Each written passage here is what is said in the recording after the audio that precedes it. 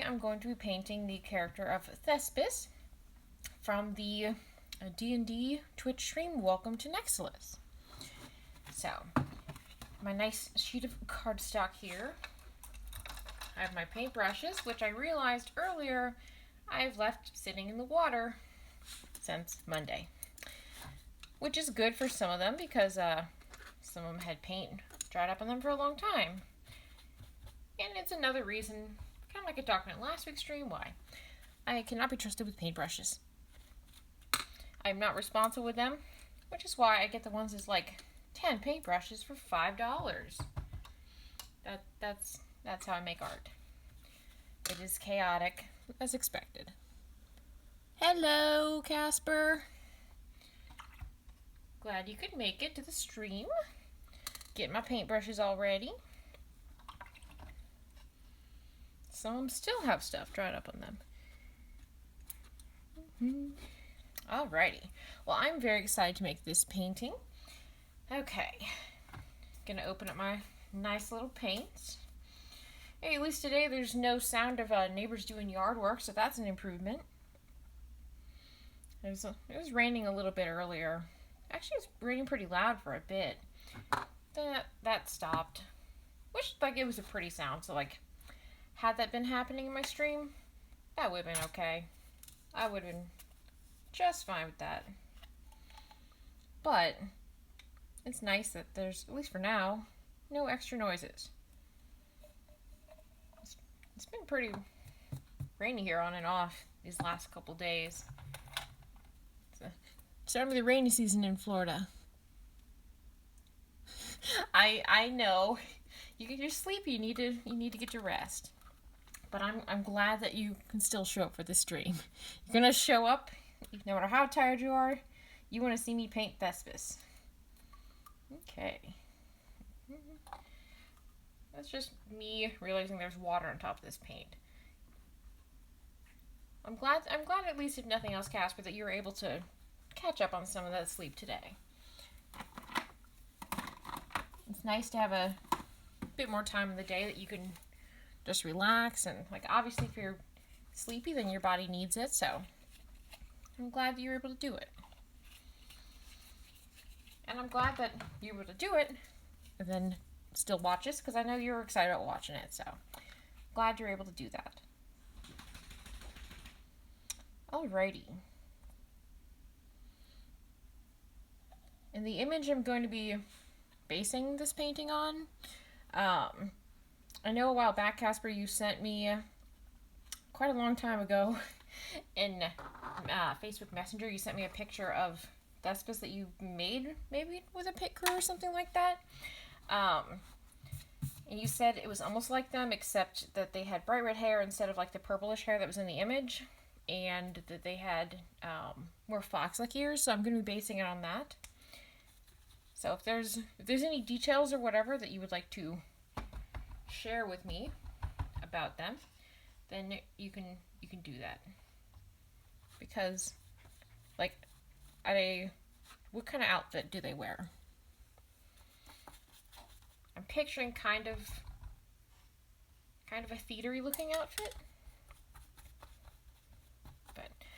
And I feel like the colors of red, purple, and kind of like this color green, like kind of a sea green or a regular green, are colors that I just get a vibe that they would like. Okay, cool. If you could actually not send that through Discord, because the phone that has Discord on it is actually the one I'm using for this stream, so if you send it on Messenger, I have that. Or Instagram or Twitter. I have those on my nice old cell phone, which has almost all my apps on it right now. So if you could send that on one of those websites, that would be perfect. But yeah. Oh yay, good. I'm glad those colors would be awesome. I looked at the image you sent me before, and I was like, I think these colors fit them. Yeah, that will work out well. Like, I kind of have an image of what they look like. It would be nice to have the pit crews. Pit crews are always really helpful when I'm drawing stuff. especially like seeing in other people's styles rather than just trying to picture what a person would look like. Then I'm like, oh, they drew this person like that. So it will be cool. Okay, cool. I see the messages coming in.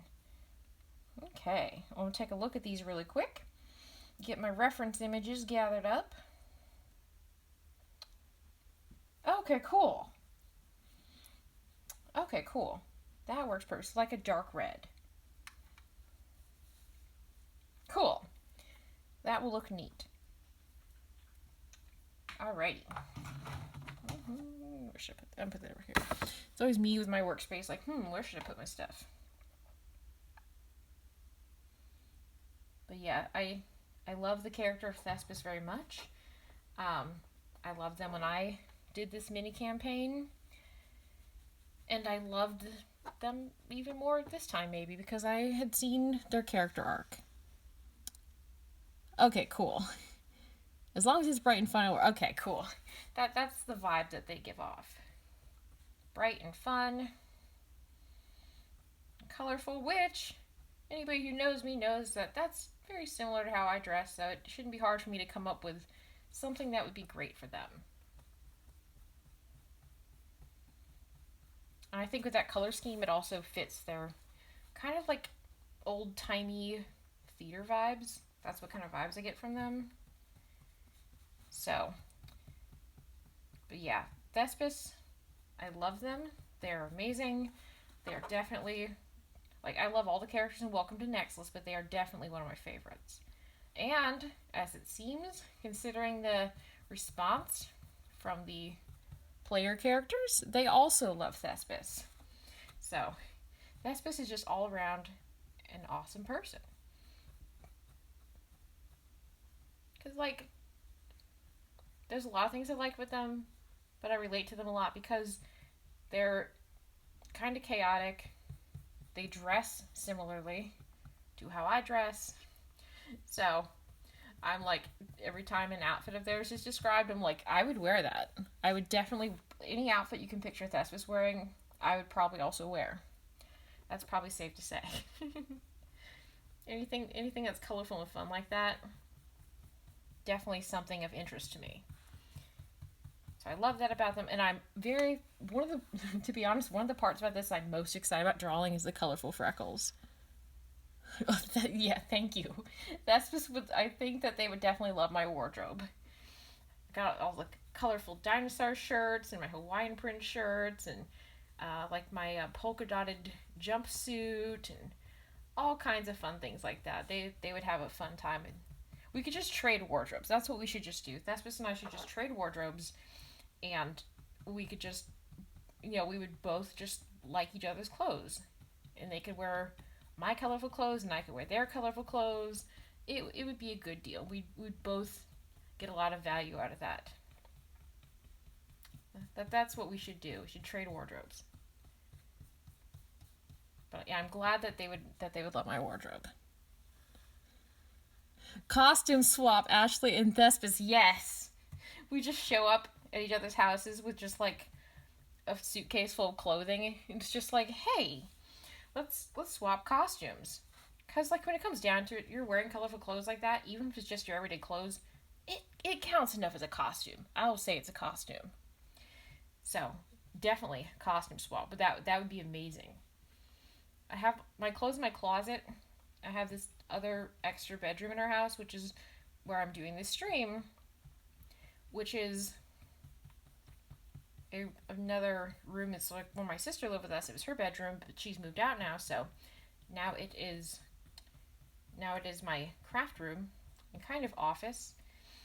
But so I have my clothes and stuff in my closet, but then I have a bunch more costumes and stuff in here. And it's nice to be able to have them organized finally, because for a long time they were always in my room, and I also didn't have good organization, so it's just like, here's a costume, here's another costume. But now it's like they're actually in boxes, and I have a shelf for my wigs and stuff. But yes, Thespis and I should totally do a costume swap. We would both have a great time at that.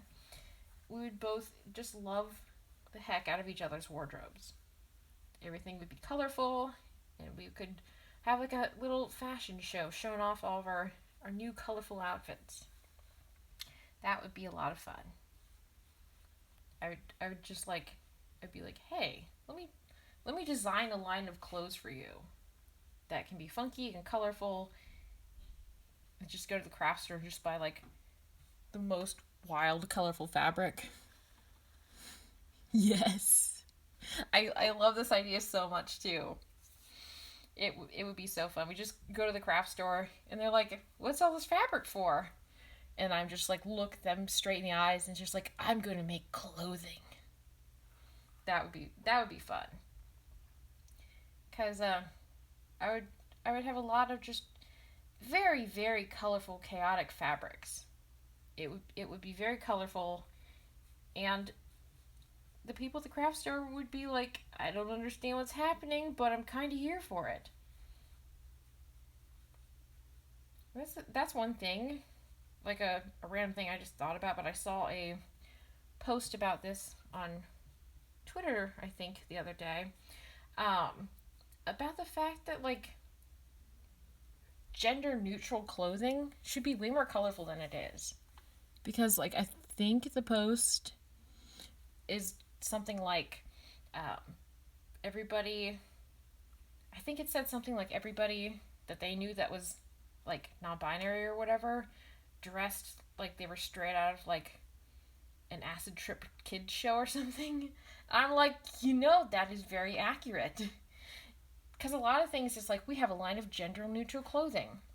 And it's like, look at this brown shirt. Look at this white pair of pants. I'm like, that's good and everything.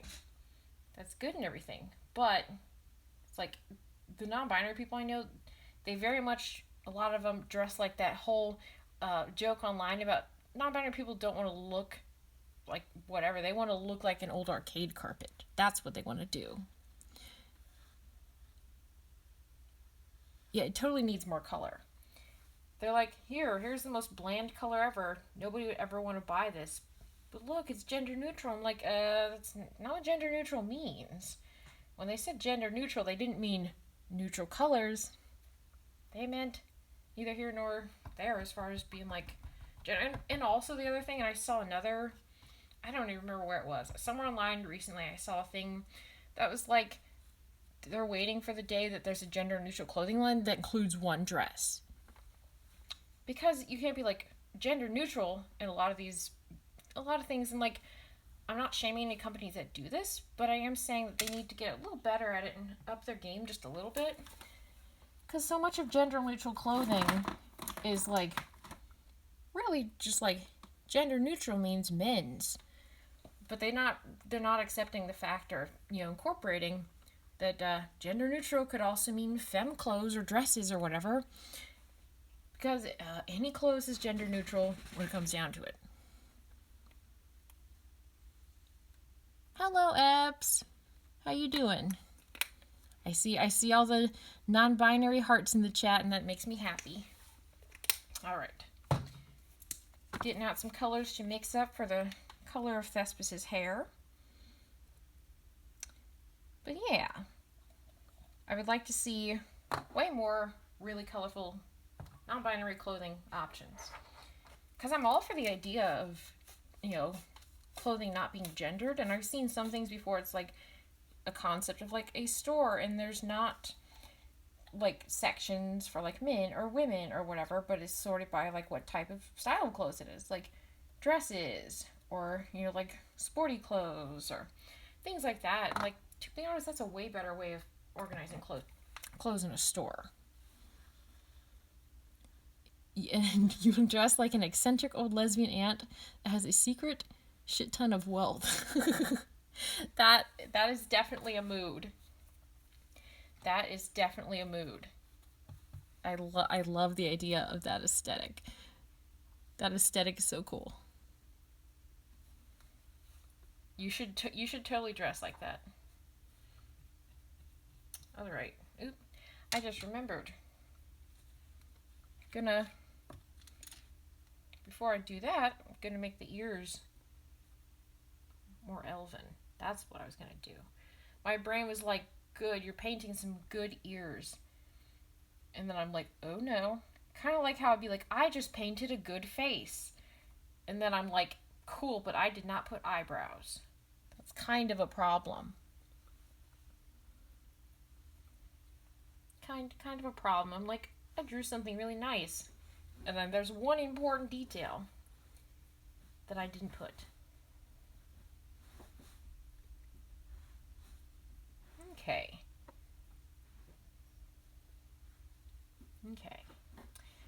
This is working out. Because then I want to paint the ear before I paint the hair. Otherwise,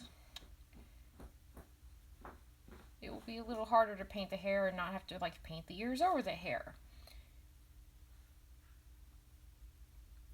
And that's one thing that I've gotten better at with art. I'm planning ahead just a little bit. I still don't plan ahead as much as I could, or probably should, as far as planning out, like, I'm going to draw this here, and then this is how this will work out. Like, I probably should do a bit more of that. But I'm a lot better than I used to be. I used to be like, I'm going to paint this. And, like, before I would have been, like, painting the head, painting the hair, and be like, oh, no, I forgot to add ears, because that was my thing for a long time, like, forgetting to draw ears. Yes, look at them ears. Hi, Nessa. I say hi back to Nessa. But yeah, I used to like forget to draw ears all the time. So that was also, a problem, obviously. I would draw hair and I'd draw all the stuff and be like, oh no, I did not draw ears. And then I'd be like, I gotta draw the ears over the hair. And like, that can work out, but it also can be kind of hard. So because of that, I'm glad that if nothing else now, I'm a little better at even just checking before I'm like, yeah, this is done. I'm a little bit better at being like, hey, before I paint this, I should make sure I have all the other stuff that might be in the way.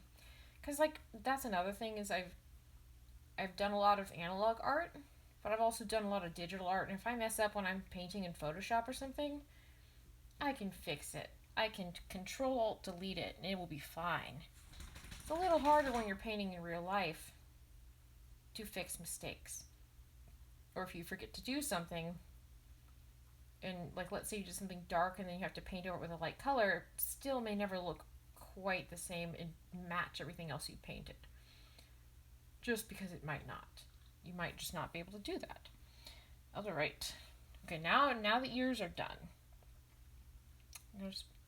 The ears are almost done. Let me clarify. Because I'm just like, I want them to match a little bit more. So I'm gonna make that one a little bigger on the end, a little pointier. Okay. Cool. There, I like that. Alright, cool. Now I can paint the hair. Try to fix that little soft smudgy line.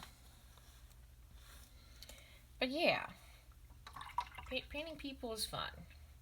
And especially the more I do it, the more confident I am in it. I'm not so freaked out about, like, oh no, like, what am I going to forget this time? I've gotten definitely better at that. I've gotten, again, kind of like last week, almost forgetting to draw Richard's eyebrows. I've gotten better at that. Not forgetting the eyebrows. I may forget them temporarily, but I'll probably remember them before it's too late. That's the important thing. As long as it's not when the painting's done, I'm like, oh no, I did not draw eyebrows. Oops. Okay, cool. And change the shape of it just a little bit, but I think that's the general shape that I picture them having. By the way, this vague kind of puffier hair shape is very much the shape of what my hair was like before I cut my hair short. If anybody on my social media has ever seen throwback photos, it's a lot like this style, this shape. My hair was wavy and also really puffy because my hair is naturally, like, each strand of my hair is thick, and I also have a lot of hair.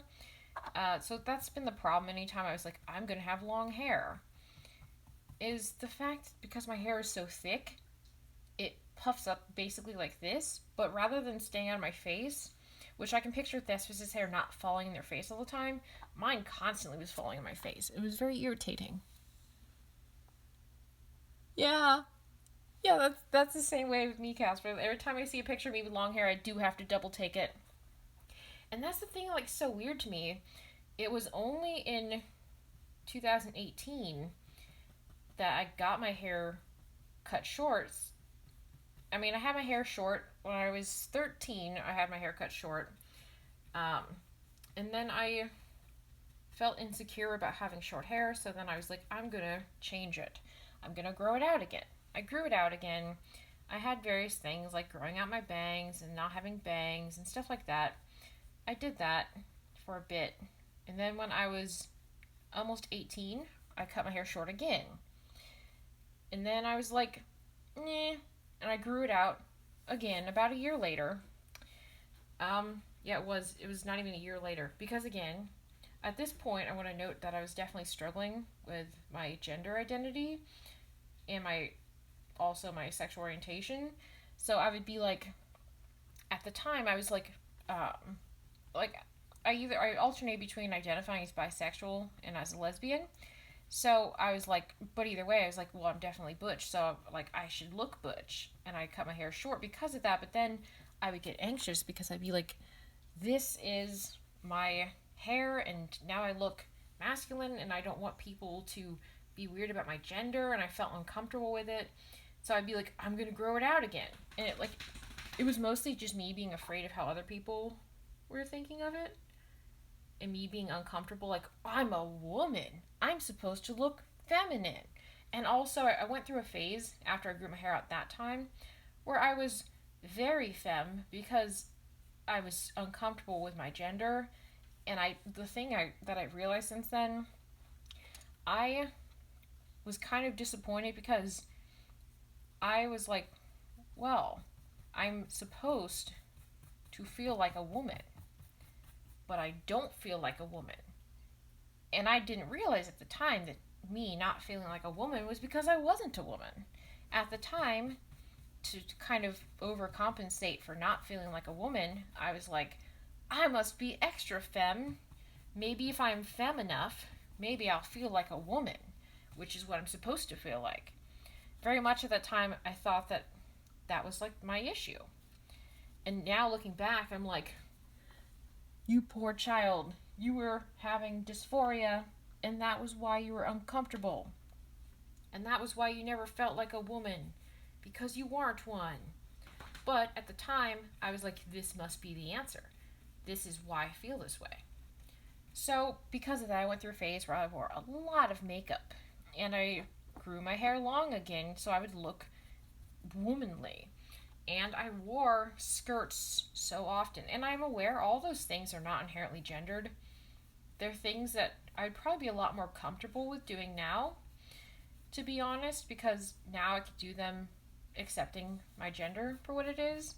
And, like, I have this one floral print dress. It's like a black floral print dress. And it's like a longer dress. But I feel really masculine when I wear that particular dress. I feel like a masculine boy wearing that dress. So it's not me being like, this is femme, I'm looking femme. So if I wear femme things now, I usually am not inclined to, but when I am, they usually don't bother me. They usually are just like, this is cool. And it's just, kind of, like if I'm in the mood to wear it, I'm like, this is nice. There's a difference between doing that and having to dress femme to go to certain appointments or whatever if I don't feel like the doctors there are going to understand my gender, or because they've known me for a long time at that place and they would be like, why do you look different? There have been appointments that I've been to where I'm like, nah, I'm gonna femme it up, and I don't want to, but I'm gonna have to. And a lot of times also, like, if I have to do that, I'll wear whatever I'm wearing, but I'll also wear my binder or something. But yeah, the Yeah, I agree with that, Eps. Yeah, exactly. And that's another thing, the whole kind of conflict between, like, you may be like, oh yeah, I like this type of clothing, but if like you wear it in public, people are gonna be like, that's a girl, and you're like, nope, still not a girl, no matter what I'm wearing. I totally agree with that. And like, I like the stuff I wear, but it's definitely a factor that comes in sometimes, and I totally feel that. And that's definitely valid. Because again, society puts so much gender on clothing. Literally a piece of fabric that covers your body. There's no reason it should have a gender. And I also want to note that even historically speaking, clothing wasn't so gendered. Like, think about kilts and think about, historical dress wear and stuff in a lot of older and indigenous cultures and things. There's a lot of stuff that, would be considered more femme or whatever, but like that was what they wore. And it wasn't so gendered, like, oh, you can't have long hair because that means you're a girl. And they're like, this is what dudes wear, this is what people wear. Like ancient Egyptians, I knew, like, people of any gender wore makeup, and there's a lot of cultures in which men had long hair, and it was considered masculine to do those things. So like, even the gendered meanings behind a lot of those things are just modern inventions. And I do know how a lot of that ties into things like colonization and things like that. It does tie in with stuff like that, and the whole like raising up whiteness as being like the thing to do, and then using the lack of what they considered like their puritanical femininity or whatever, of being like, we're more civilized.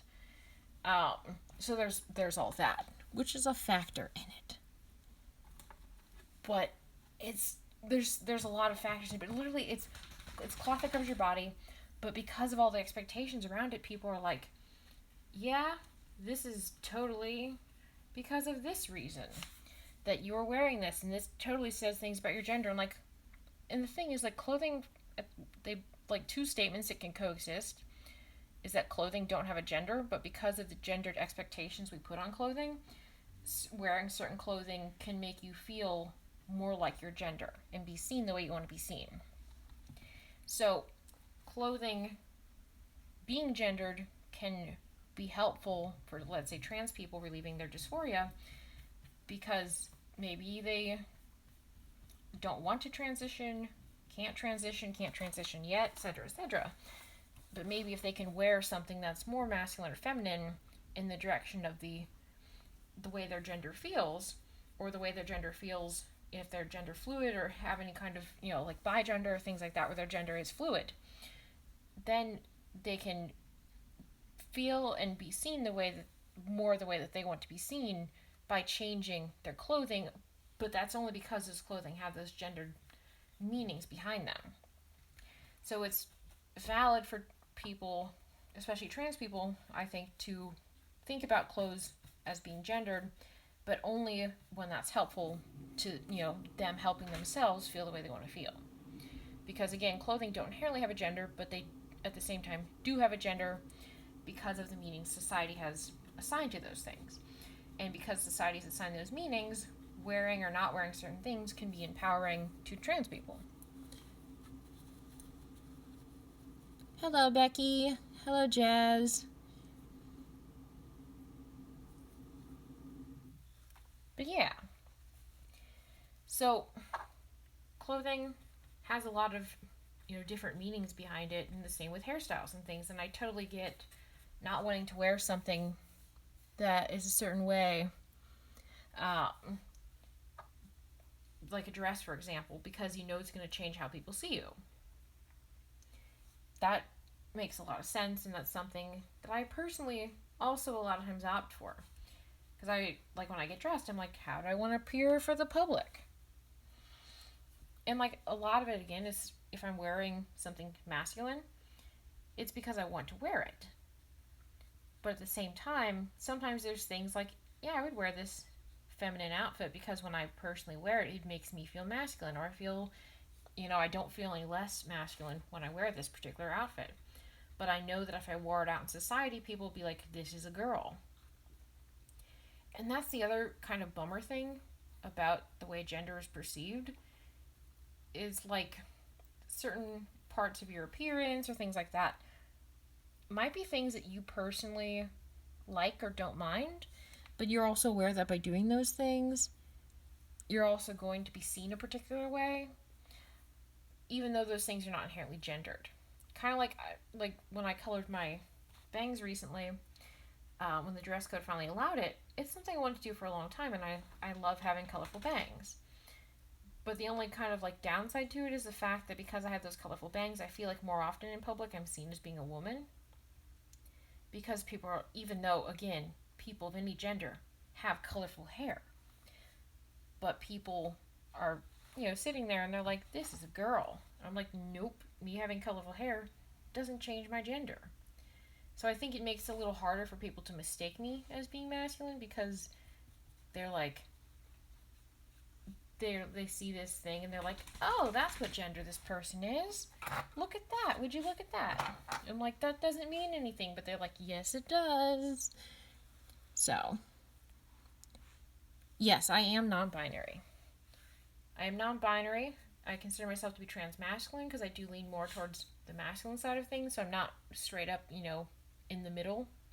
And that's another thing about like non-binary people, which is something I didn't know when I first learned about the term, is like non-binary isn't a third gender. It's not like straight up in between being male and female.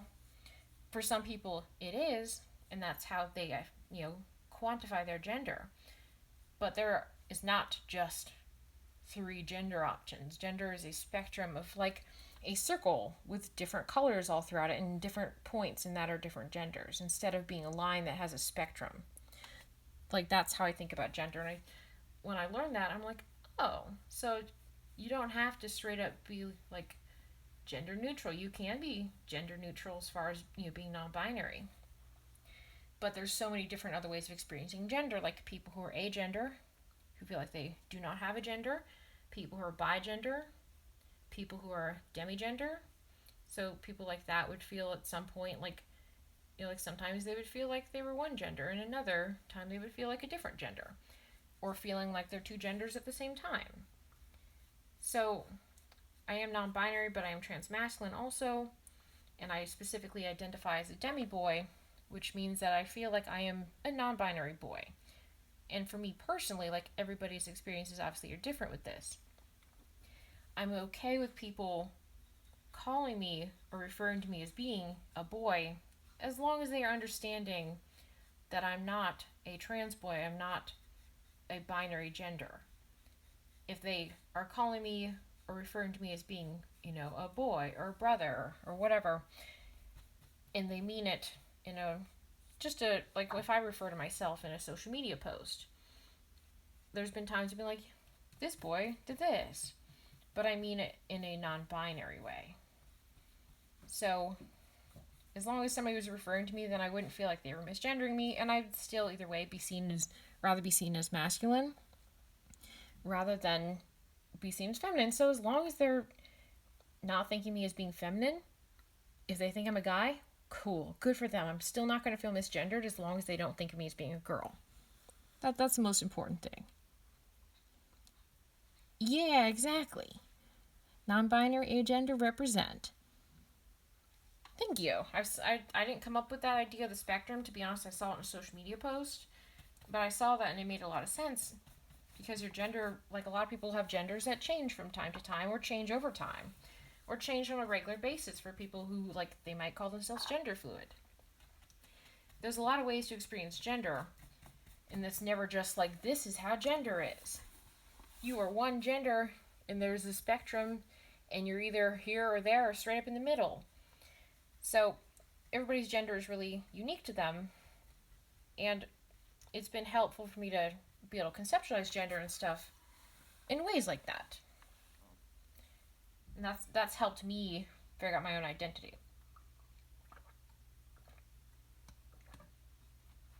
and also help me understand things like my dysphoria better. Because, like, for me personally, there are certain parts of my body, or, you know, like, your voice is kind of part of your body and things like that. And, like, my dysphoria with those type of things is kind of, I wouldn't say weird, but harder to, you know, be like, this is one thing or another. There are certain things that I have dysphoria about, even like if I lived on a desert island and there was nobody else around, I would still feel dysphoria about certain things. There are other things that I don't so much have dysphoria about, I've realized, but I mostly just have dysphoria about them because I know how society views it. So it's not dysphoria about my body itself, it's dysphoria about how those things make me be perceived. For example, my voice. I don't have dysphoria about my voice for the most part. And that's the other thing, is like I have dysphoria that comes and goes about certain things. And sometimes I'm like, this is fine. And other times I'd be like, and I wish this was a bit different. But like my voice, sometimes I'm like, this is fine. I like it how it is. And other times I'm like, I do wish it was a bit deeper. But the main thing I realized I had dysphoria about my voice wasn't actually about my voice. It was about the fact of how people perceive my gender when they hear my voice. If people heard my voice and they're like, society had, you know, like evolved to the point that people are like, this is a voice. It doesn't have to be a girl voice. It could be a man voice. It could be a non-binary voice. And they would accept it. So, for example, I could play masculine characters and it would be taken seriously that I'm playing, for example, if I was playing a male character, like a binary male character, if people would listen to my voice, even as it is now, and be like, this is what a man sounds like, then I'd be like, cool, awesome. And if people would listen to it and be like, this isn't necessarily a girl's voice, and not gender me based on my voice, that would be cool. I don't actually have a problem with my voice, but I do have a problem in some dysphoria if, let's say, I'm doing a great job, I think, at, you know, being perceived as not being a girl. Because in society, like, I don't care if people think I'm a boy or non-binary, as long as they don't think I'm a girl, cool, good for them. Oh, thank you, Jazz. Yeah, I'm Ashley, and Ashley's cool. Thank you. But the thing is, like, how I'm perceived in public is something that... How I'm being perceived in public is something that, like, society hears my voice. Like, let's say I'm doing a good job. I'm like, I'm wearing this mask outfit. I'm wearing a binder. This is cool and great. And then I open my mouth to talk, and then somebody's like, oh, you're a girl. And I'm like, nope, that wasn't what I meant. It's not what I meant. So that's the thing that gives me dysphoria. But it's not my voice itself, I've realized. At least not usually. For the most part, it's people's perception of my voice in regards to my gender. Because really, at the end of the day, it's not so much... there are definitely, again, things I do have dysphoria about regardless. And again, if I lived on a desert island and nobody would perceive me as anything, or if people would perceive those qualities and be like, this isn't a girl, though. There are things I would still have dysphoria about. But there are also, again, things that if people would see me the way I am and perceive me as the gender I want to be perceived as, I wouldn't have a problem with them. Because, like, my voice, if people would hear it and be like, you know, this is a valid, not girl voice, I'd be like, cool. I don't have a problem with it. And again, sometimes I do wish it was a little lower, but I'm also overall happy with it, which is why I haven't done anything to change it at this point. But it also, like, the main thing is I just don't like being misgendered. I don't like being perceived as being a gender that I am not, especially because I know how that makes people's perceptions of me, and it makes me uncomfortable when people have those perceptions of me because I know they're not seeing me the way that I am. And I also know that they are having certain expectations or opinions or things like that based on what my perceived gender to them is, even though they're wrong about what that is. So that kind of ties into also like wanting to wear certain things but knowing that you'll be perceived differently for doing that. And like when it comes down to fashion, to be honest, that's one thing that is sometimes a hard line to walk, because there are things that I want to wear that are, let's say, fun and colorful. But I know if I wear them that I will be perceived probably as being female. So that doesn't mean I won't wear those things, but I just have to at that point be like, do I feel like wearing this right now? I'll have to think about that. So because of that, I'm trying to think about what to do for their outfit. That's what all this me sitting here is doing. Okay. So I think what I'm gonna do. Okay. Oh, I've got an idea. Okay, I know what I'm gonna do. Anyways, there's outfits and stuff that I'd be like, this would be a fun thing to wear. But I know if I wear it, how I'll be perceived. So that, again, doesn't mean that I won't wear those things, but it just means I have to be prepared to be seen that way if I'm going to wear those things. So it's kind of like walking the line between self-expression and being seen as the gender I want to be seen as. And sometimes that can be confusing. Yeah. Exactly, Eps. Yeah. Exactly. That's the thing, again, that I dislike very much about how society has just become over time. Is they're like, you have this quality. That means that you are this. And it's not even that you yourself particularly care about that, but it's the fact that you know that having whatever quality is, like with your example, that changes how you're perceived. And that's where the real discomfort comes from. That's something I had to sort out with my own dysphoria, is realizing like, cool, but what parts of it were me actually being dysphoric, and what parts of it were me only being dysphoric because of how I was being perceived. So I totally feel that, and it's totally valid. And that's something that I've been seeing it be talked about more, especially in non-binary representation, of having dysphoria about some things but not everything in regards to your assigned gender at birth. Because not everybody is going, like, not every trans person, even when we're talking about binary trans people, but also not every non-binary person is going to feel the same way about their gender. For example, I know some people who identify as non-binary, but have, medically transitioned to their opposite gender they were assigned at birth. And I also know people who are non-binary that, want to look completely androgynous. And any of those are completely and perfectly valid, and none of them is, more or less valid than the other. And also, like, intersex people. I know intersex people, they're, like, some of them transition medically to be, the opposite gender that they were technically, like, assigned at birth.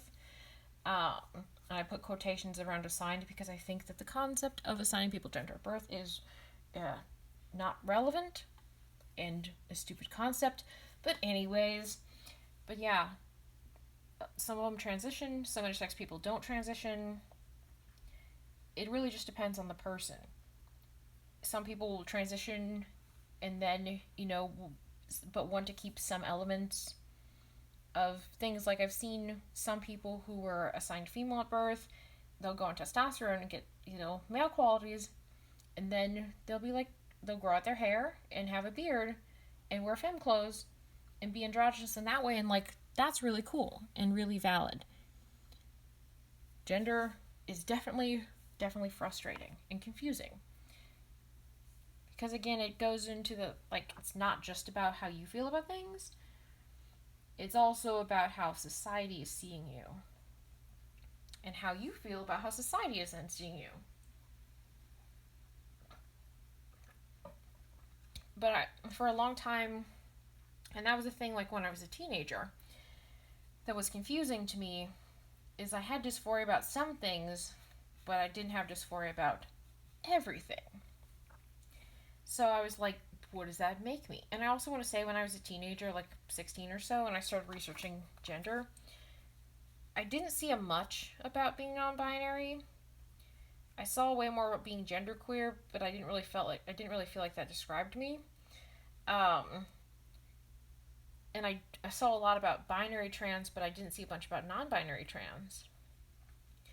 So I was just like, yeah, and like I would be off and on identify as being binary trans. And then eventually I started seeing stuff about being non-binary and low-key identified as non-binary for a couple of years actually before I actually came out. I came out in 2019 as being non-binary. Prior to that though, for a couple years before that, I kind of identified as, I called it in my mind, gender neutral. Even though, it didn't end up being neutral, at least the point that it is at now. It's more masculining. But I identified as being gender neutral. Or gender queer, or, I don't identify as gender fluid, but sometimes, I'd be like, maybe I feel more like this, maybe I feel more like that. Yes, Thespis! We have our Thespis Stan account friend here with us. Yes. Thank you for showing up, Chelsea. I figured as soon as you heard Thespis was going to be painted that you would show up. So I'm glad that you showed up. You came running. Good. I'm glad. I figured that was what would happen. I'm glad you could show up. See your favorite person to stand being painted. And they're going to have a colorful, fun outfit. But anyways, I think technically what their outfit's going to be is going to be a jumpsuit. Because it gives me...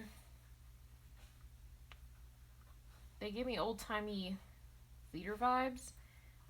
So I'm going to do like the Harlequin pattern, like the diamonds that are interlocking in green and purple. But it's going to have like a cutout, because it's not like a jumpsuit that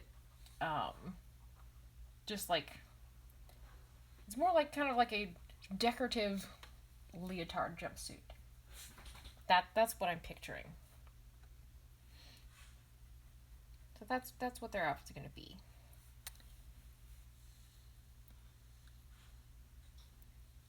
But yeah, lots of fun. Thespis' #1 fan, indeed. Just looking at the chat real quick.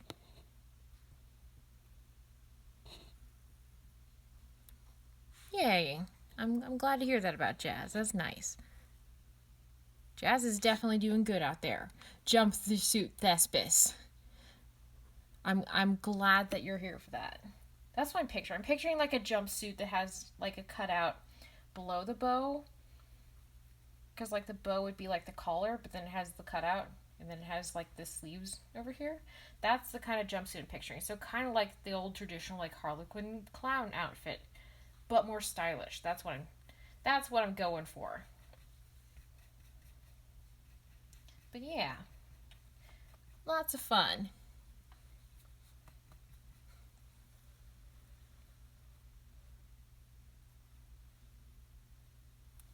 But yeah, about gender though, that was a thing that, made it hard for me for a long time to figure out my gender, because I was always like, I didn't know being non-binary was a thing, and I was like, well, I don't feel like, I feel masculine, but I don't feel like a trans boy. So I'm like, but what am I? I don't feel like a girl either. And then came my whole awkward, very femme phase, which I do cringe when I look at pictures from that time span. I look very uncomfortable in basically every single picture. part of that was due to the fact that I was insecure about my appearance in general at the time, and insecure just in general as a person, even outside of my appearance. I was just insecure. But that probably was one reason that I always looked uncomfortable. But another reason I think I looked really uncomfortable and just very awkward wearing the clothes I would wear like ballet flats and like fluffy shorter skirts and like V-cut blouses. And I would wear a lot of makeup and a lot of hair accessories and a lot of jewelry. And I'd be like, again, I was overcompensating for the fact that I didn't feel like a woman, and I was like, must be because I don't look enough like one. So I tied in my insecurities about my physical appearance with being the reason that I didn't feel like I was supposed to, which I didn't feel like a woman. Which society was like, this is what you're supposed to feel like. So I tied in, like, I must not feel like a woman because I'm insecure about my appearance, and I must be insecure about my appearance because I don't look feminine enough. All it made me was look very awkward in every single photo that was taken. It didn't help me.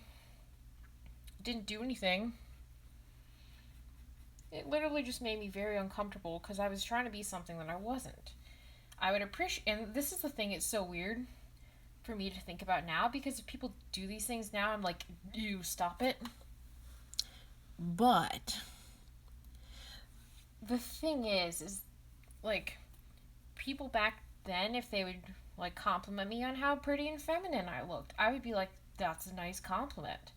The other thing I cringe about, because at the time I thought this was just like the nice, sweetest thing ever, and I loved when people did this, and now I'd be like, who are you talking to? People, like coworkers and stuff, used to call me Miss Ashley, and I was like, oh my god, that's so sweet. I think looking back that I thought it was nice because I was very much both attention starved and connection starved and touch starved, but that's beside the point. I was connection starved, very much so, from being so isolated as a teenager. So people were finally sitting there and they were like talking to me and calling me Miss Ashley, implied some sort of kinship between them and me. So I was like, cool, they like me. I like when they call me Miss Ashley because it means that they like me. And again, now if somebody called me that, I'd be like, who are you even talking to? But at the time, because I was connection starved, I was like, this is sweet of them. And also, I appreciated it because I was working very hard to be seen as femme. So people calling me that and calling me Miss Ashley, especially including the Miss, implied a certain amount of like, they were acknowledging my effort I'd put into in being femme. They were acknowledging that by calling me Miss Ashley, and I was like, oh, they do see this work I'm putting in to try to be seen as femme. And my work is paying off, is really what it came down to. So I appreciate it because I was like, I want to be seen as femme, and they were like, Miss Ashley, and I'm like, they're seeing me as femme, I'm succeeding. So it was a weird little combination of things. But and now that's the funny thing, because if at work, if anybody calls me she, I want to say at work. When I say work, I mean my retail job, not my acting job, which I technically consider to be my real job, but I can't do it right now. Anyways, so when I say my job, I mean my retail job, because I am out at my acting job, and people gender me properly at my acting job, and if they do not, then I'm not afraid to correct them on it. But the thing is like, so at my retail job, I have never come out to any of them, and I don't plan on doing so. The only reason I think I would come out at this point is if there was another out trans person there, but there's not. I am the only one. And it would be very awkward. I would come out in solidarity if there was another one. But there isn't. So that's not a thing that I'm planning on doing. But anyways, they call me she, because again, I've never told them I'm non-binary. But it always confuses me so much when they do, because I don't think of myself as she at all. So I'm just sitting there. And then I'm just like, who? Like, there's times when one of my managers or whatever has been like, she's gonna do this. I'm like looking around like, who's gonna do that? Who's gonna do this task? And I'm like, oh, you mean me. That's where I'm at. So because of that, it makes it very awkward sometimes, because they'll be like, she's gonna do this, and I'm like, pause, like, who are you talking about? I'm genuinely confused. It's not me just being dramatic or anything. It's literally like, I honestly don't know who you're talking about. And then I'm like, oh, they mean me. So because of that, that is an issue. Mostly because it's confusing to me. I'm like, what is happening here? Who are you talking about? And then I like, sometimes I've literally looked around, like they're like, she's gonna do this, and I look behind my shoulder like, who's gonna do this? And I'm like, oh no, they literally mean me, because I'm so far away from seeing myself that way now that it's confusing to me when people see me that way. Like, it genuinely confuses me, because I'm also like, what are you seeing that I'm not seeing? I don't think I look like a girl, but other people do, so I'm very confused, because I'm like, how are you seeing me so much different than I'm seeing myself? So it's this weird discrepancy, I'll say.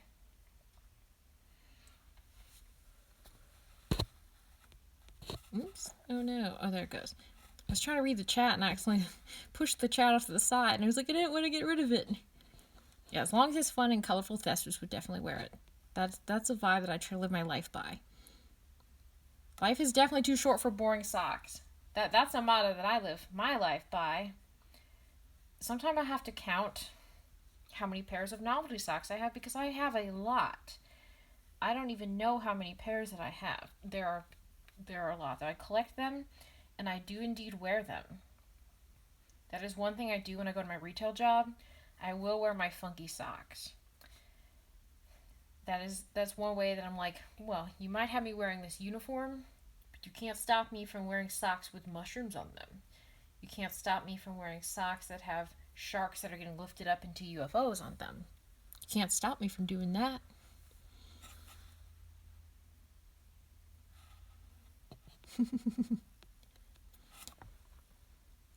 Yeah, I totally feel like, Casper, you, at the time, being like, oh, this is a nice thing. Yeah, exactly, and that sums it up too, as a level of respect. And when people call me Miss Ashley, I'm like, oh, they respect me. And they like me. So I totally feel that. Exactly, respect and connection. Now it would be a huge cringe, and I feel that so hard. That is definitely how it is. And that's the thing too, is I didn't even think about the sense of respect that them calling me that implied. And it was my first job, so I was like, this is so sweet, people actually like me. But now I'm like, literally confused. If people were to call me Miss Ashley, I'd be like, we're talking about the same person. And also, like, what are you seeing that I'm not seeing? That's the problem.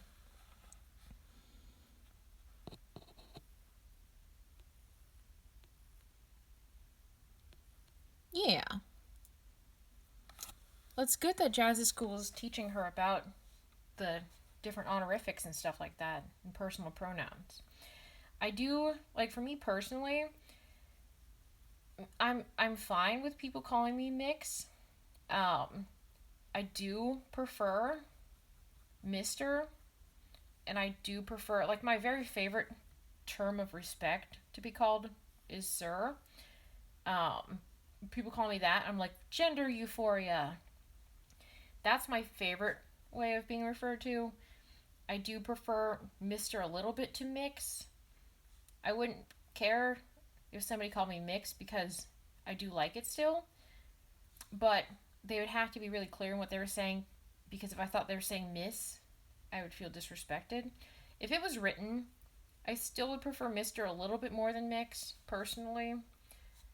But Mix is totally fine for people to use in referring to me. Like, at my therapist and stuff, they're chill about my gender, but they don't really understand non-binary there. So I'm just like, just call me Mister. And they're like, okay, cool. And that makes sense to them. And I'm like, this is fine. And like, they may not understand my pronouns or being non-binary, but I'm like, okay, so just use masculine versions of those things and we're fine. They're like, okay, cool. And they do that. And like, if they accidentally do misgender me, like they've done a couple times, without me having to correct them, they realize they've misgendered me and then they correct themselves. So that makes me happy. Especially because I go to a little place that's like an extension of the health department. It's not a specific place for queer people, but they are chill about it there and nobody's ever been rude to me about it, so. And I usually show up looking pretty masked for my appointments and no one's ever looked at me with any less respect for that. But I do agree with mixed that a lot of times it isn't treated with the same respect as other gender honorifics.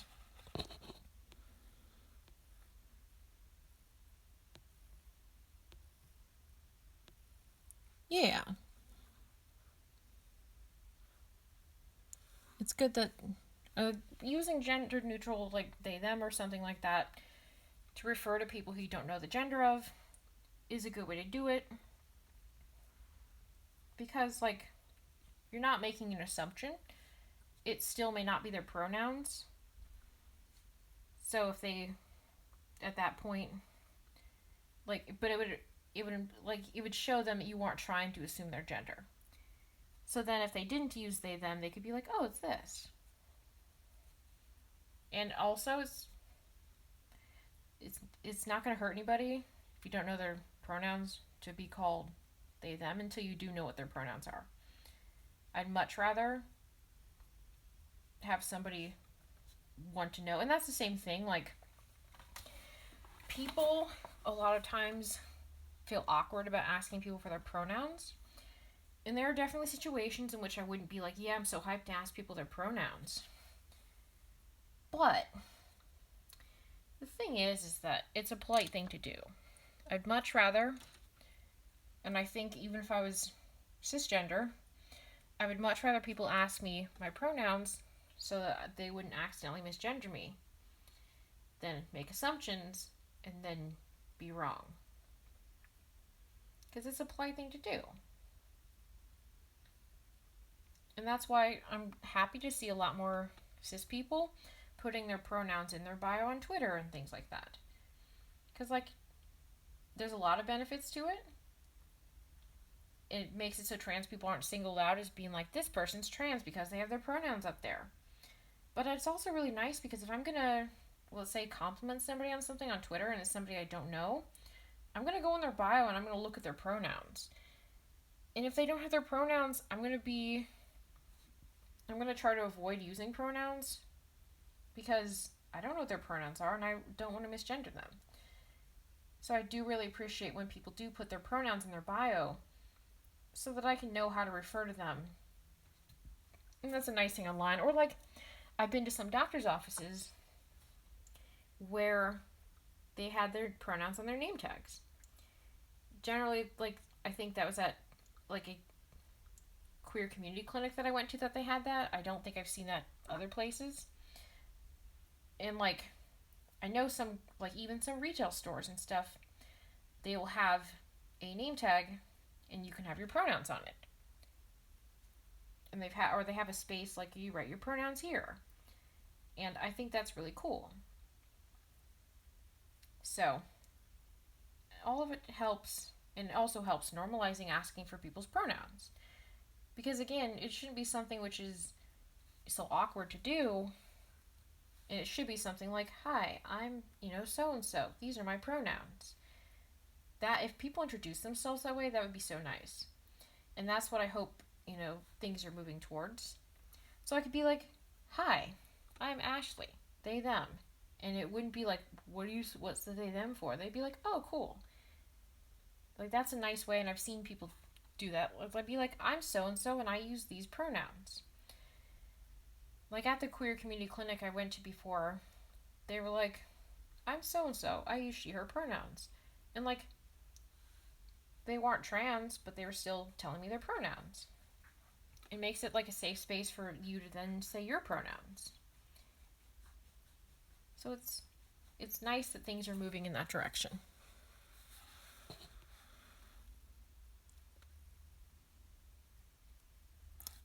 Yeah, she can call me Sir Ashley.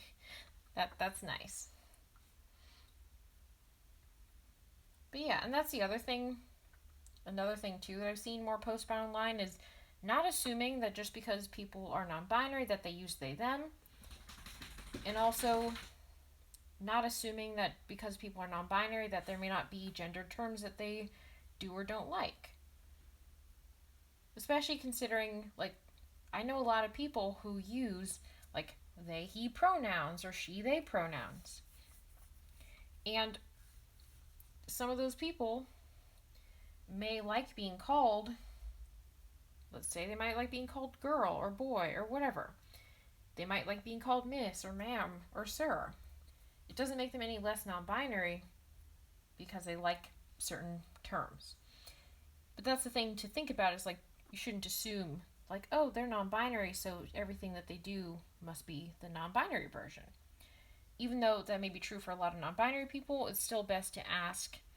And, like, if you're going to use an honorific for a non-binary person, they probably wouldn't be mad if you used mixed, but you still should find out, like, what honorific should I use to refer to you.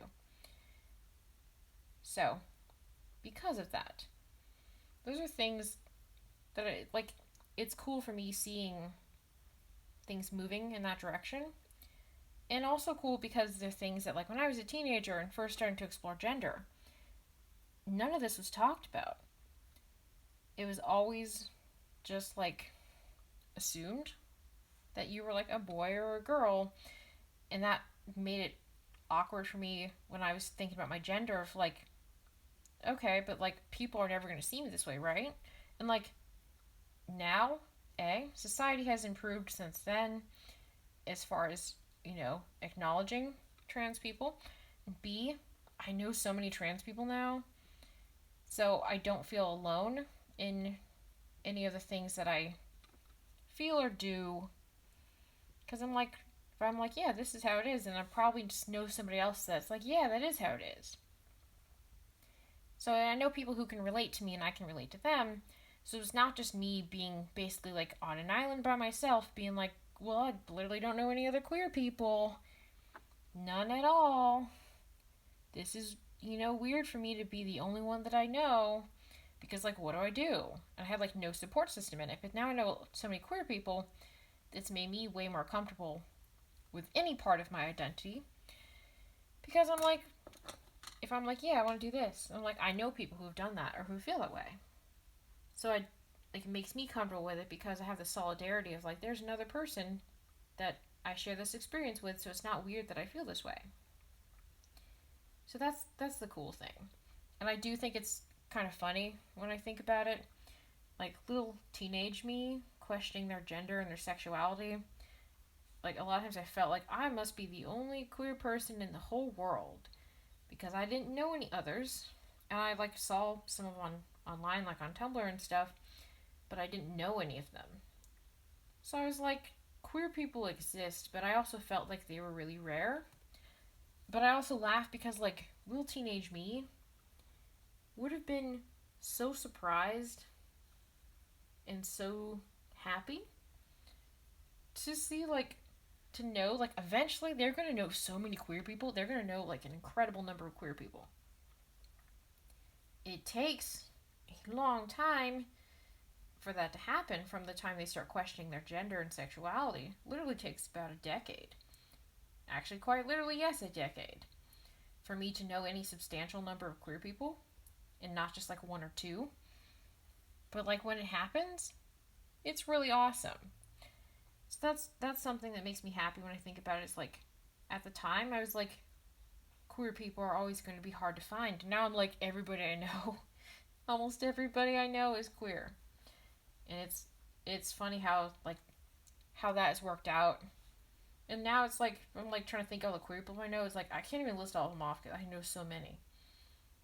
But at the time, I was like, I'm the only queer person in the world. We're so few and far in between. I'm never going to know queer people. now I'm like, basically all my friends are queer. So it's funny how that has worked out, but it's made me really happy. And it makes me happy thinking, like, all the times that I doubted as a teenager, it ended up being okay in the end. And ended up finding what I'd always been looking for.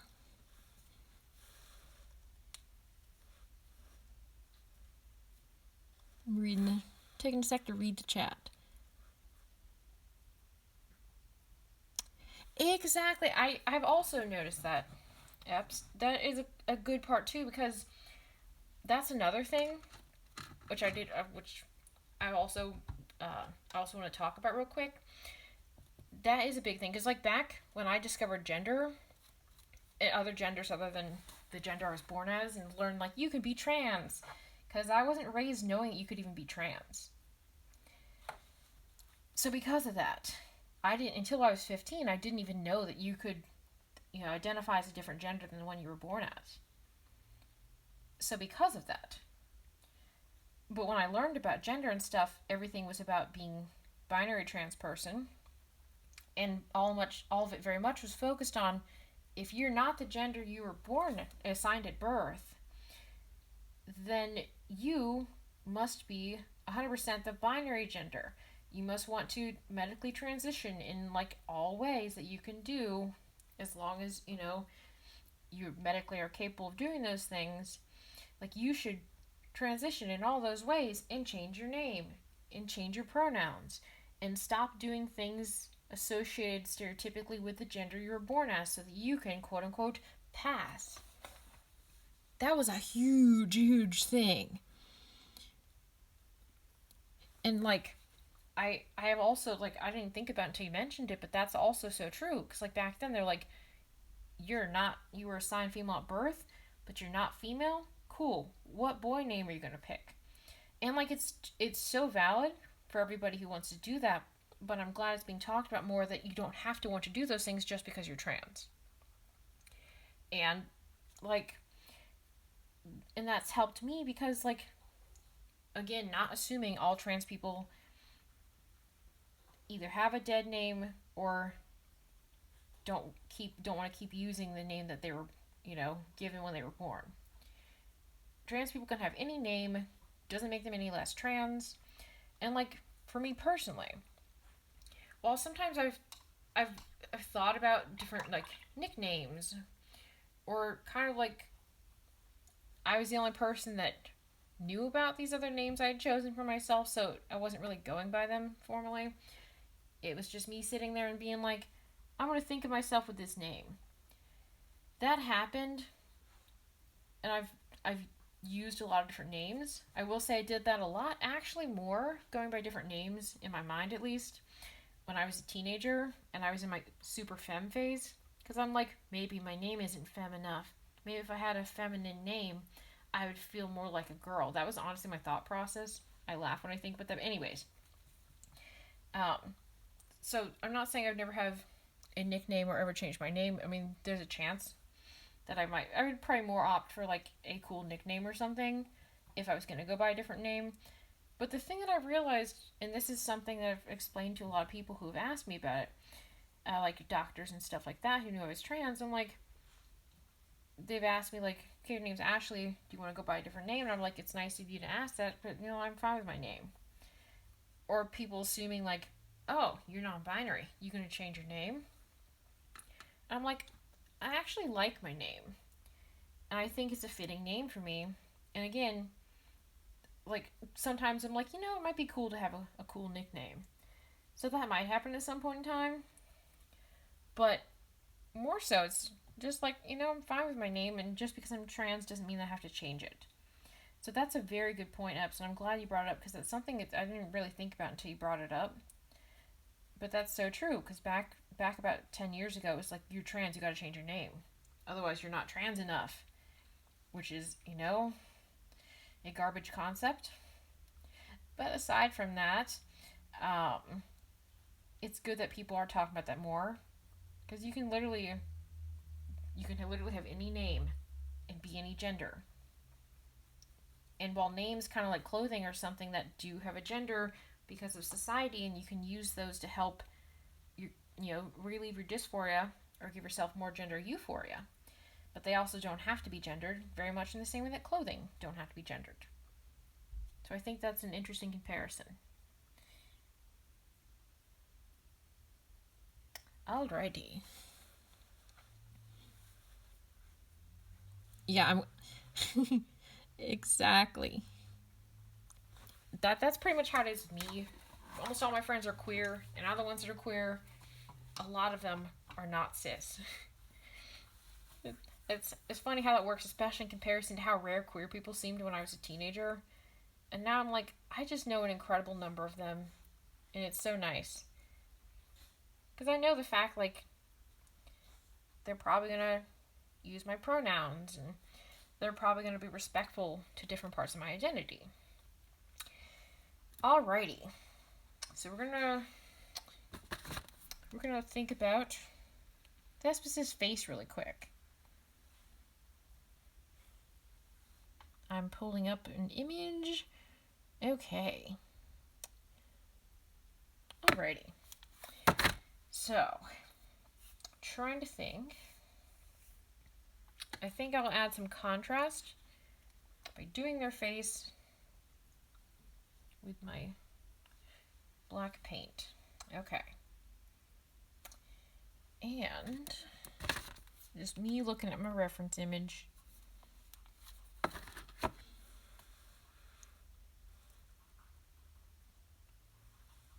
Exactly. People can go by any name, and names don't actually have a gender to them.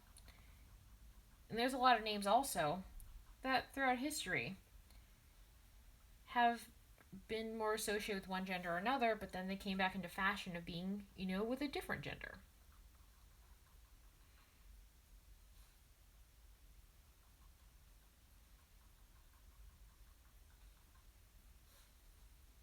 Okay.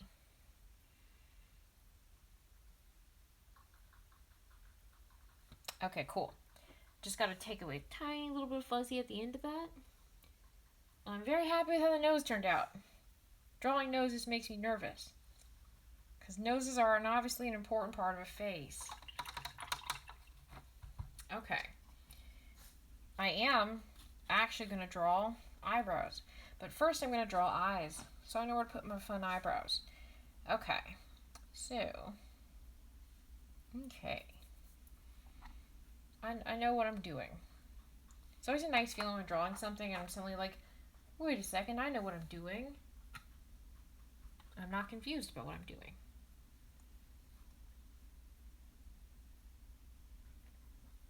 Fun eye painting time.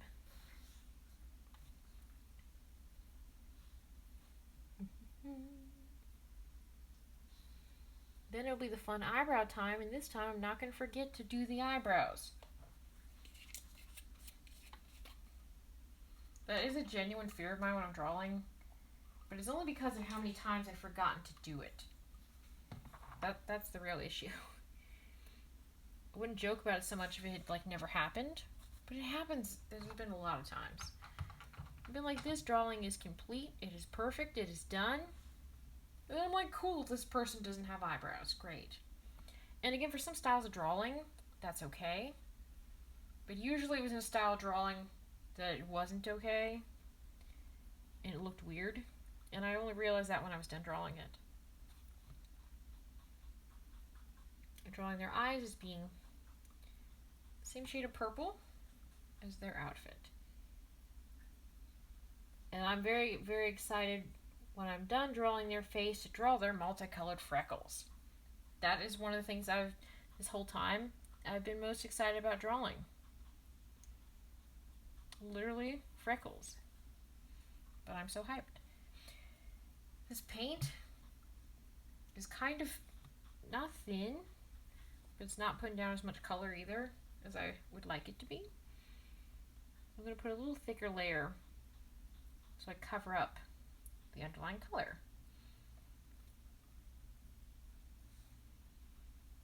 And I'll draw the pupils and the whites of the eyes. And I get to draw the freckles, which I've been excited about drawing this entire time. as soon as on the stream the other night I was reminded that Thespis has rainbow freckles. That's, to be honest, probably when I low-key started wanting to draw Thespis for this stream. I didn't even know I was going to stream it. I was just like, sometime I'm going to have to draw that. Because I'm like, rainbow freckles, goals. If I could just have rainbow freckles every day, I would honestly pay somebody to do that.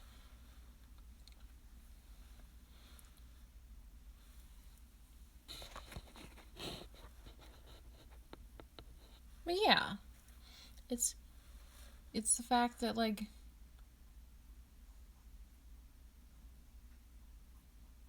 yeah, there's nothing wrong with, like, being called any name, like whatever name feels best, or any nickname or whatever.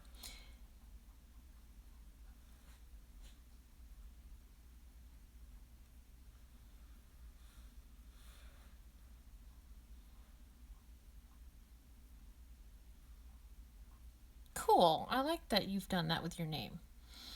So would you rather I call you Mal or Epps? Because I know I've been calling you Epps, but if you'd rather me call you Mal, then I'm happy to do that too. Just want to make sure I'm calling you the right thing.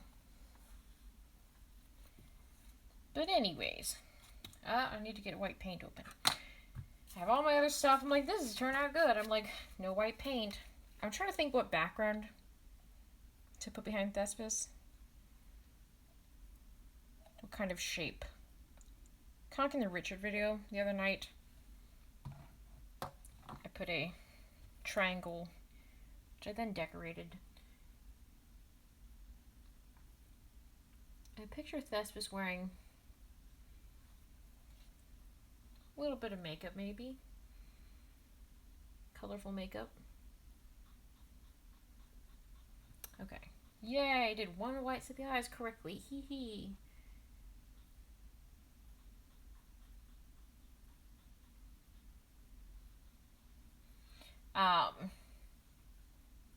Me doing facial features is me being nervous and painting.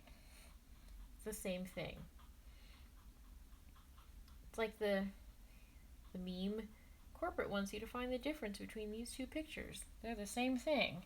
It's like me being nervous while painting and me drawing facial features. That's what those two cards are saying. Be like, they're the same thing. That's how it is. But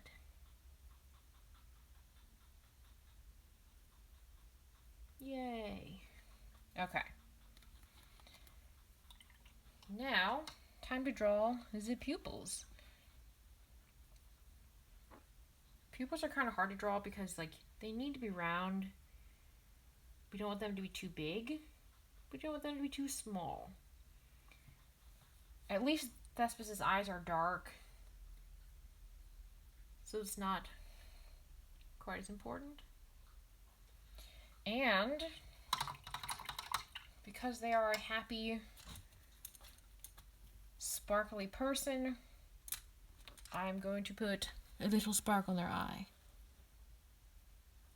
Okay, cool. Well, I will definitely do that then. I just wanted to make sure, because I know if people have, like, a nickname or something like that, there may be one they like better. And I wouldn't want to call somebody something and have it, like, secretly the whole time that they didn't like being called that, but then they were awkward about bringing it up. So yeah, thank you for kind of clarifying that. And I won't have to worry about that when I'm referring to you. Okay. Eye sparkles are almost done. Yay, okay, I like how that looks. Alrighty. Alright, let me look at my colors of paint, because I have a good pink lip color. Haha. The sounds of me successfully finding paint colors. I like also kind of the color scheme, and this pink also fits in with it. There's like Thespis' colors being like jewel tones. But I might add a little yellow when I'm doing the multicolored freckles. But first I want to finish drawing the face. I'm trying to think what facial expression we're going to have.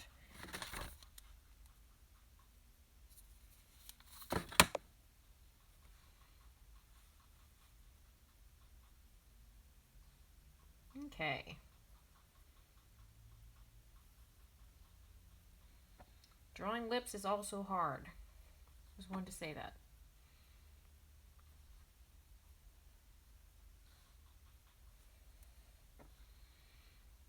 Because, like, if you mess up on them, then it looks weird. But they also are important to a person's face shape.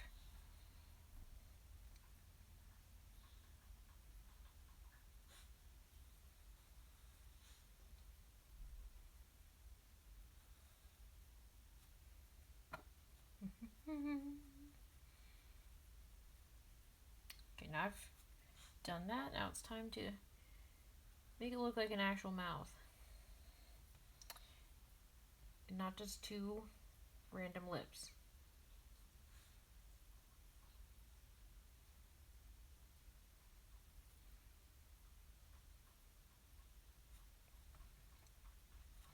Okay, now time to do the teeth.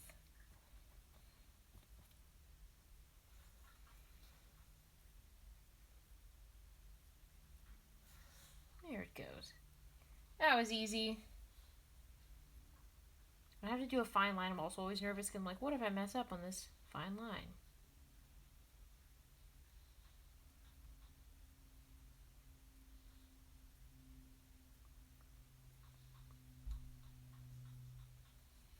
I think I'll change a little.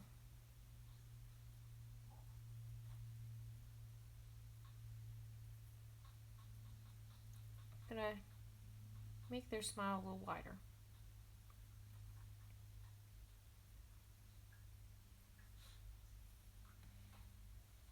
That looks better.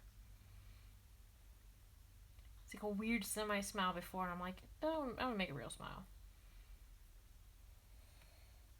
Okay, cool. Gonna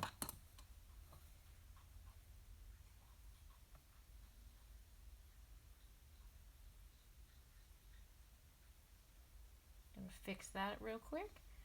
So it's the shape that I'm wanting. There it goes. I like that. Okay, I'm happy with that.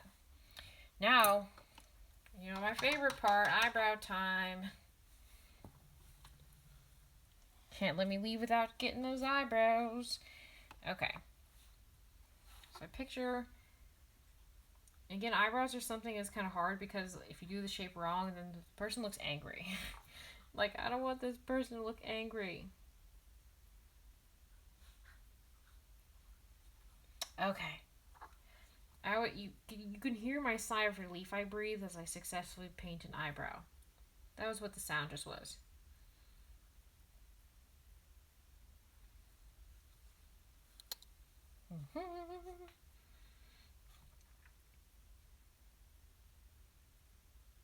Because, like, eyebrows affect people's face shapes so much.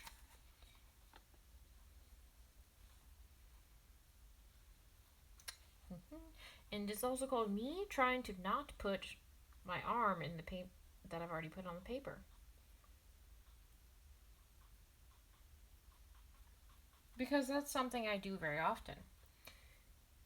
If you have seen my other art streams, you have probably seen me talking about how I'm nervous about that. And I talk about it a lot because I've done it so many times. I've done it so many times. I've either messed up paintings or almost messed up paintings by putting my arm in the paint.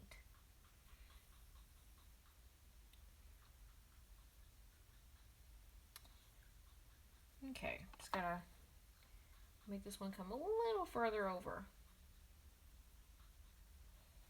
Okay, good. I want to fix that's been bothering me ever since I painted it. but I didn't realize it like when I painted it. I realized like a couple minutes later when I didn't have that color on my brush anymore. So it didn't help. It's almost time for the colorful freckles.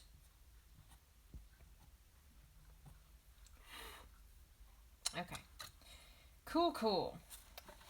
Okay, I'm going to let the face dry really quick after I remove this fun paint crumb from my paper.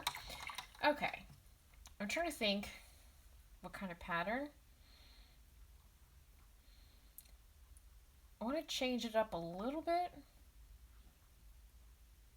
I want to keep it the same color theme of like jewel tones, basically. But I don't want it to be the same color as they are unless...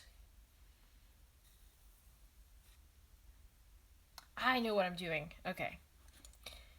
That's the sound of me making art decisions. Yes! Powerful, expressive eyebrows! Which I succeeded at painting. Just gonna fix one thing on the eyebrow really quick. Because I realized a little brush mark. Powerful and expressive eyebrows. Thank you. I'm going to draw those last because I'm most excited about them. And while the face dries, I'm like, I'm going to do the background. Which, taking inspiration from Pit Crews and how a lot of them have this type of background. Okay. I'm going to draw the outline. But I'm going to do a circle around their head that's going to be white. And then everything out from that is colorful.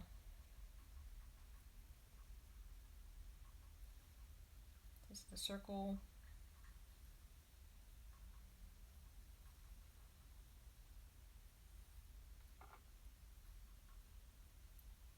Gotta fix this one little bit right here. And blend the line.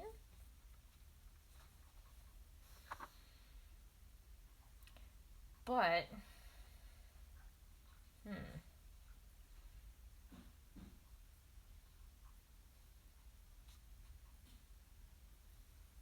okay, I've decided what I'm gonna do.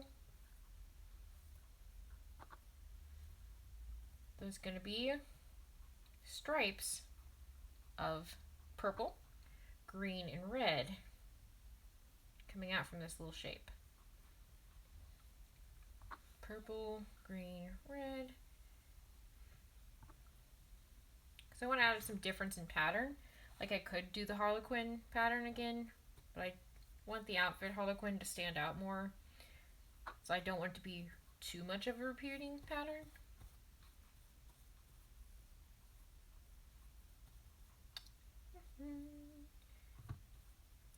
Okay, I'm very hyped, and I'm hyped to do the colorful freckles, which is why I saved the best for last.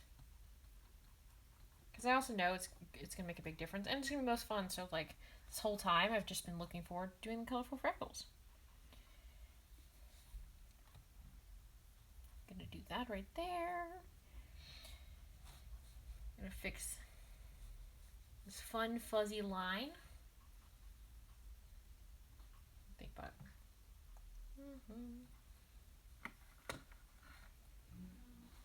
Doing backgrounds is fun. It's fun, I shall say, once I figure out what I want to do with it. If I'm drawing a background, there's usually a point where I'm like, I have no idea what's going to happen with the background. Then it's not fun, but only because I don't know what I'm doing. And I haven't decided. But once I make my mind up, it's fun. Okay. So purple's also going to end over here to match the other side.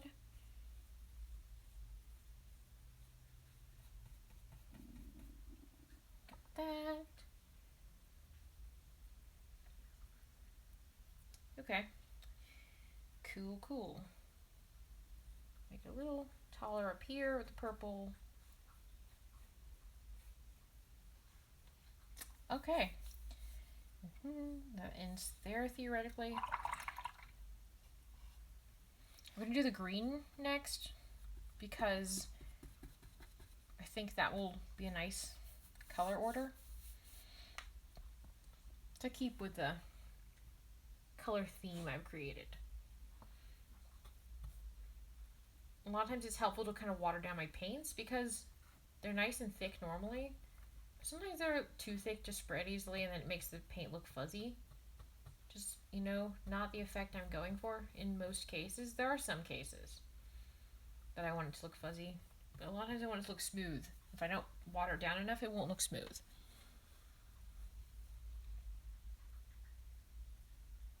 But yeah, I've had a lot of fun painting Thespis. So the question is, who do I paint next time?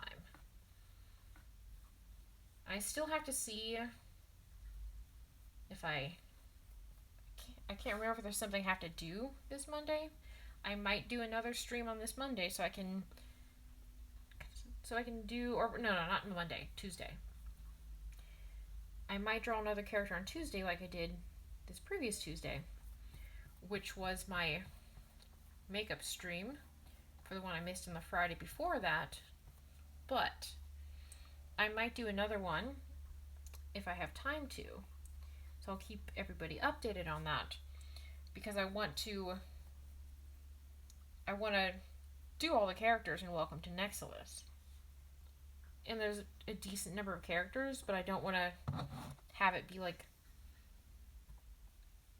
me making the characters for a long time, even after like maybe the story's done. So because of that, I might for a bit do 2 streams a week, but I again have to see like if I have enough time to, enough availability to do it. But I might do that. But regardless of when, I need to figure out who I want to do next time. Because there are so many good characters in Welcome to Nexilis. And I love all of them. And I want to paint all of them. That's just me evil laughing because I've successfully painted. I've successfully painted yet another person. Which again always low-key amazes me. I'm like, I painted a person! Cool! I'm aware that my pattern lower down is reversed from the other pattern because there's green on both sides of the purple. That is intentional because I don't want... It's going to touch a little... No, actually, haha. If I change the shape of this, I didn't want the red touching their hair at the bottom. So I'm like, this will look better. And if I fix it on this side too, because I realize like the red's still going to touch the hair a little bit, but not as much. Then it doesn't touch the hair. Okay, cool. Now I just have the red part. I've used a lot of red paint for this project, so my stash of red paint that I poured into the paint cap is almost gone. That's how it is sometimes with my colors. Don't want to smear that paint. That's my issue with paint. It's like, it's not dry yet. And I'm like, I want to paint over it. And it's like smearing, and I'm like, no.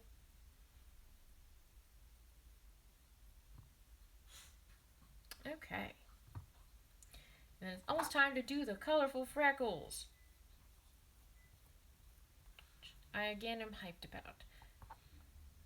And I'm very excited, and I hope that anybody who either can tune in to watch the stream this upcoming Monday, or who, if nothing else, is hyped about watching the view-on-demand version on YouTube, will tune in to Casper's Welcome to Nexilis streams on Mondays at 8:30 p.m. Eastern Standard Time or 5:30 p.m. Pacific Standard Time, because then you get to in real time hear about the adventures of characters like Thespis and Richard and all the other characters that I'm going to paint. So you can tune into all their shenanigans either live on Casper's Twitch channel, which is Casper Oliver VO, every Monday, or you can go on their YouTube channel and watch the replays. So I hope that anybody who can do that can do that. Hi, Cecil. I'm glad you love their outfit. Thank you. I was trying to think about what gave me like old theatery vibes, but also something that was like fashionable and colorful. I'm glad you like their outfit. It's almost time for the colorful Freckles, because I'm almost done with this background. Okay.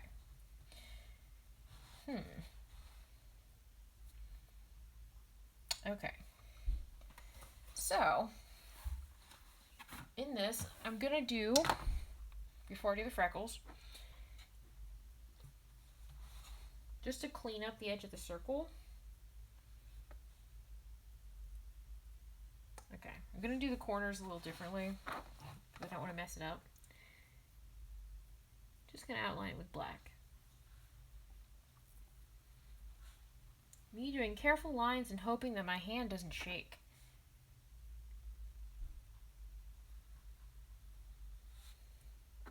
Because usually, like, I'll draw stuff and my hand will be perfectly fine. I'm like, time to do the fine details, and my hand's like, wait a second, it's time to shake. And I'm like, no, don't do it. And it's like, haha, too late.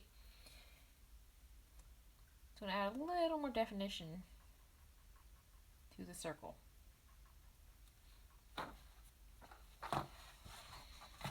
Okay. I'm going to turn the paper like this so I cannot grease my hand along the painting. I do need to get a pair of tweezers in here so I can, when I do drop little dried up pieces of paint onto my canvas, then I can remove them. Because sometimes I can like blow at it and it will fall off the canvas. But other times it's like the paint is wet and I don't want to mess up what I've done. But I also don't want it to dry up in the paint because then it will permanently be there. It's almost time for, haha. That was why I wanted to turn at this angle, because I was like, I need to turn the paintbrush to the side to get that little edge so it goes down nicely next to their hair without looking weird. All right. There's that. And also I do like, which is why I chose the stripes, because it looks like they're glowing.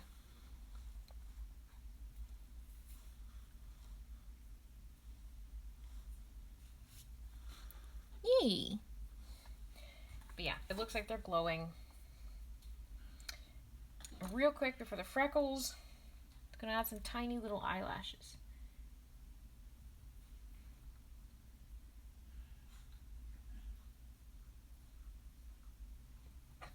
Because I picture them having long eyelashes. I'm not drawing especially long ones because I don't want to make the eyes look weird. I picture their eyelashes being like, oh yeah, and like you can see them.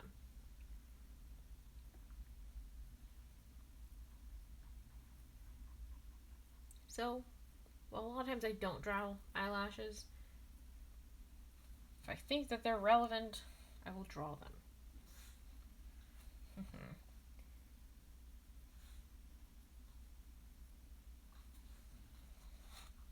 Yeah, I think that's nice. Kind of like sometimes I will outline eyes and sometimes I won't. Just depends on like what looks best for that particular character. Does it look like makeup if I do that? Would that character be wearing makeup? Would they wear that type of makeup? Okay, I like how that looks. I'm happy with that. I'm glad that I decided to, I rather remembered. Because I decided earlier, I was like, I should do little eyelashes, and I totally forgot to do it. Okay, it is everybody's favorite time. Because it's rainbow freckle time. It's just me right now being like, which brush is my freckle brush? Those are the real questions that we need to ask.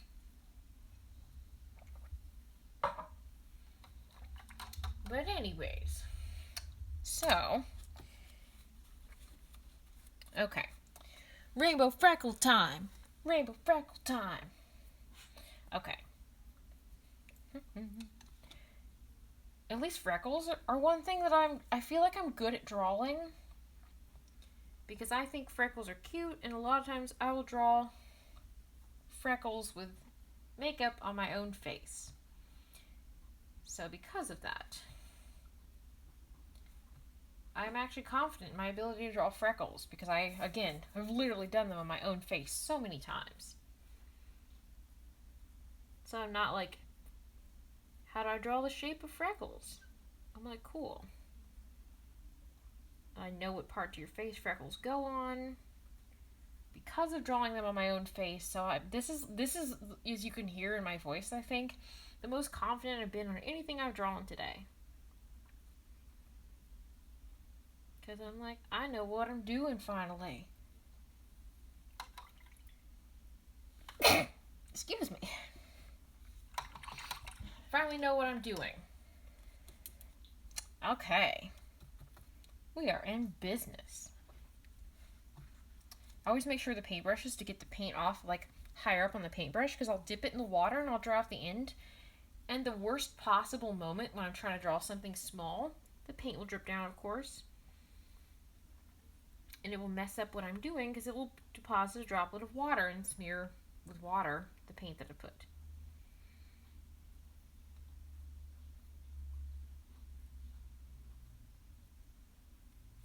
I'm going to bring out a few colors I think that aren't in the color scheme to accent the freckles.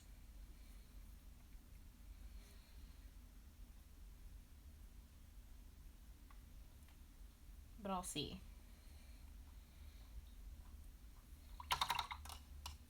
Yeah, I think I will.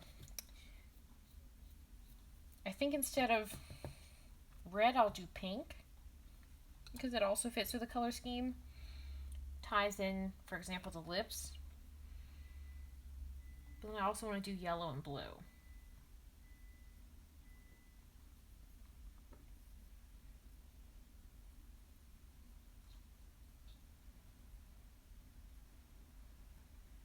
I hear some rain outside now.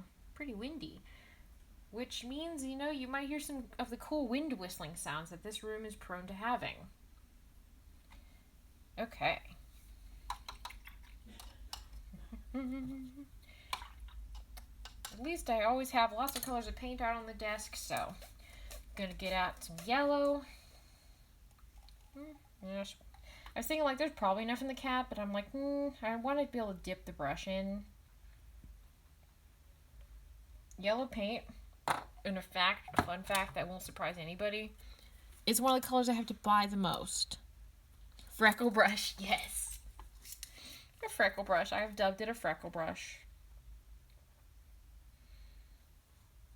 But yeah, yellow paint is one of the colors I have to purchase the most because I use it all the time. Okay.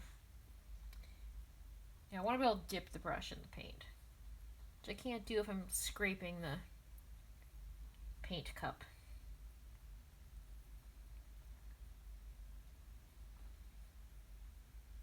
Rainbow freckles are goals. Basically, so much about Thespis' appearance is just goals. That's just facts. I want to do a wardrobe swap with Thespis. I want Thespis to either like magically give me rainbow freckles or tell me like how I can achieve rainbow freckles. That's the kind of friendship that we would have. Be like, cool rainbow freckles. Where'd you get those? And just like if we were friends, we would just be like chaotic theater gays together, wearing very brightly colored outfits. I'm not going to include orange because I don't have too many colors that don't go with the color scheme, and it's mostly darker jewel tones, so I don't want too many colors of freckles that don't fit that, but I do want to add some for a nice contrast. I might add a few orange ones. I might. Because it does tie in with the red.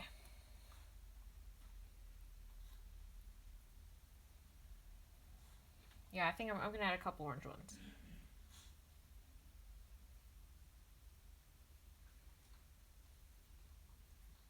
But yeah, just chaotic theater gaze.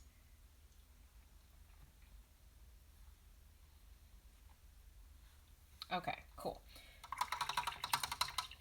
Now it's time for the orange.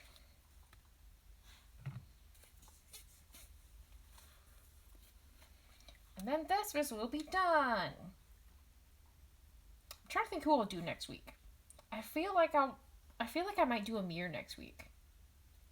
I also love Amir very much. I can do a cute bakery themed background. I'll probably do Amir. So I'll have at least a couple days because, again, I don't know if I'm going to do a stream on Monday. I have to see if I'm available to do one. But if I am, I might do one on Monday, and I will keep everybody posted about if I'm going to do that. Okay. Did not get enough orange paint on my paintbrush to properly make the freckle.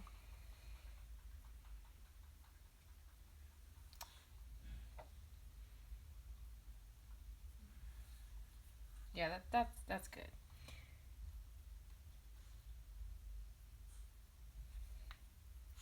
I think actually we'll do a couple red freckles. Me making art, basically, I'm very aware, is basically me being like, I'm not going to do this, and then I'm like, I'm going to do it. Because I start thinking about it. I'm like, that would actually look cool. And tie things together.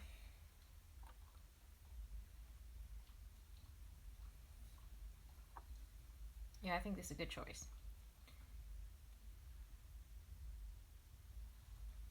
Because then it ties in all the fun colors.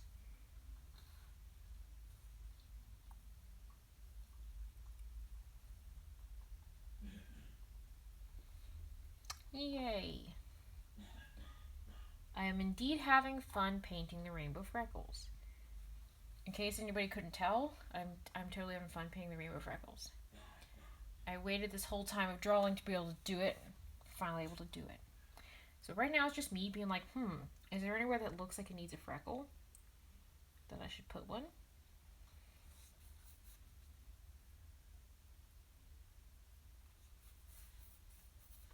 I see one more freckle place, and I'm done.